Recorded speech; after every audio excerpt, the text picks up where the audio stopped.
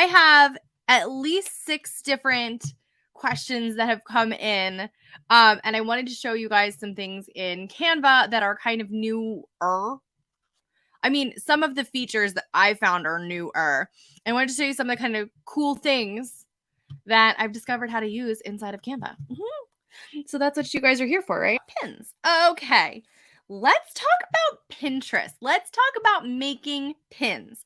Let's talk about how we can make it easy to be making pins. How can we make making pins easier? Because no matter which way you dice it, like whatever your Pinterest strategy is, I do not claim to be a Pinterest strategist.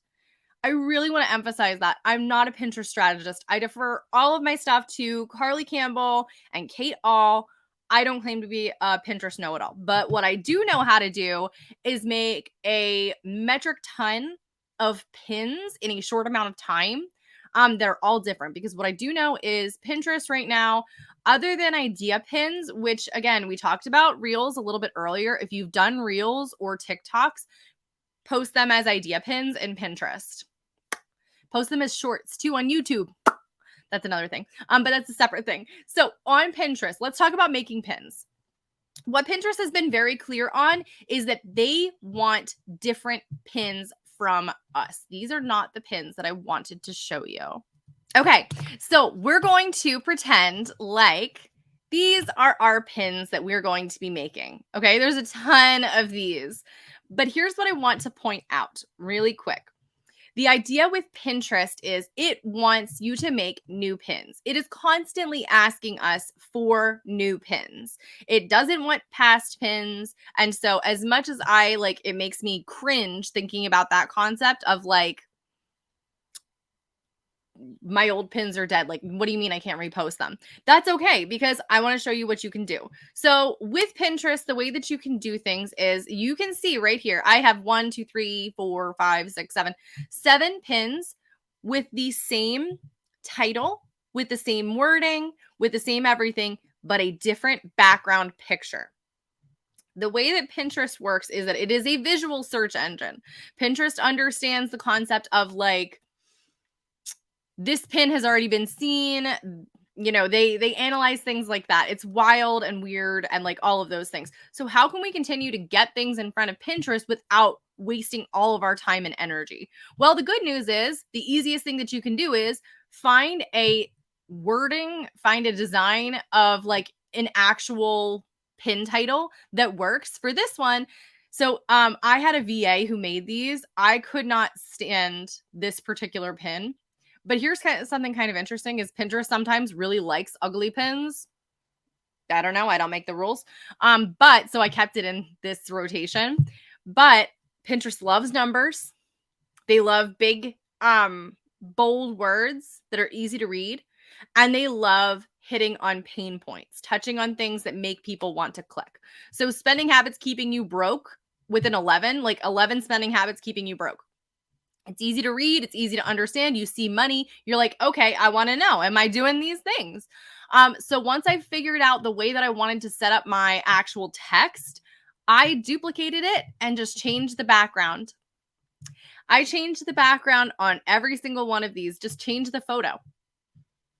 Pinterest doesn't like faces for some reason. I don't know why. They don't like eyes.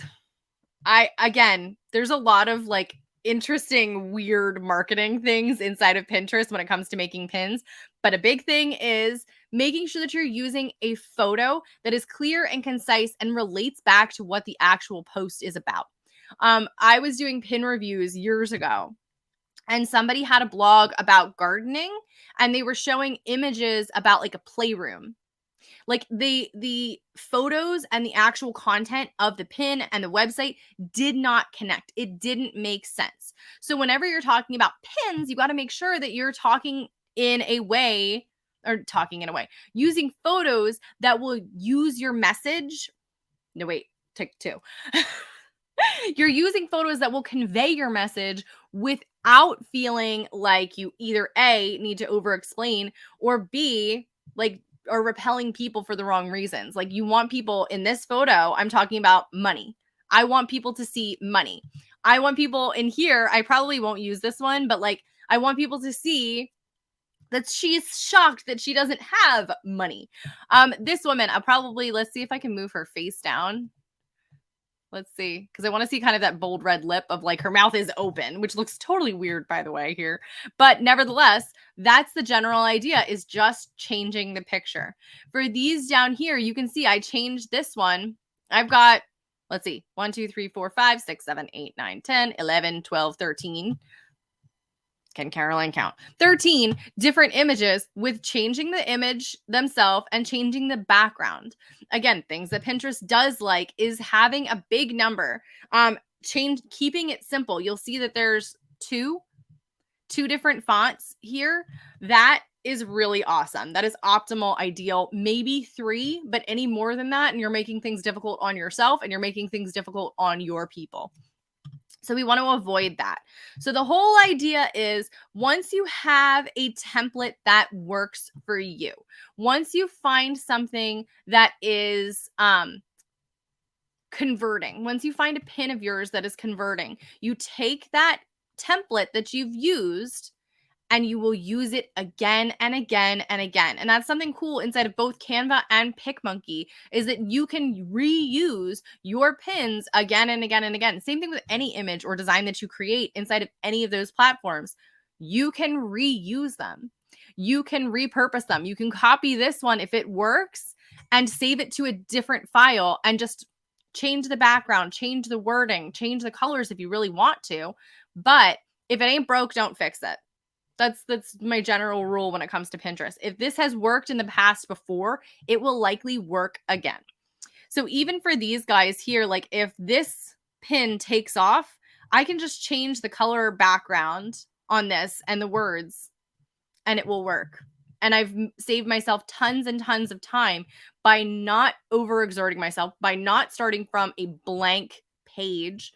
And again, like, this is something that I think is really important to remember when it comes to Pinterest is there's only not like there's only a few pins that people will actually visit, but like most of our traffic will come from like 10 different posts, right? Like a bulk of our traffic, like 80% of our traffic will come from 20% of our content. And that's just how it is. So honestly, you'll basically just be repeating the same exact pin for the same post. You just need to change up the pin. You need to change up the background, change the color, zoom in a little bit. If you don't want to change the actual post or the picture itself, zoom in on the picture a little bit more. Change it up. There's nothing wrong with that. You're still putting out a new pin, a brand new pin, which is, again, what Pinterest wants right now. So all that to say, I do still defer to Carly Campbell and Kate All. I'm going to link to their stuff so that you guys can have it if you want more information on what's working on Pinterest right now. But I wanted to show you how you can make things easier on yourself just by repurposing your content. So I hope that helped today. And wowie, did I talk an awful lot. Thank you so much for being here. And I hope that taught you something cool that you can do inside of Canva. And if you have any questions, feel free to reach out. We're always there, and we can do a quick video or a Loom or whatever. The whole idea is to help you and to teach you and to allow you to find more uses for these templates that you have. So I will see you guys next time. Bye.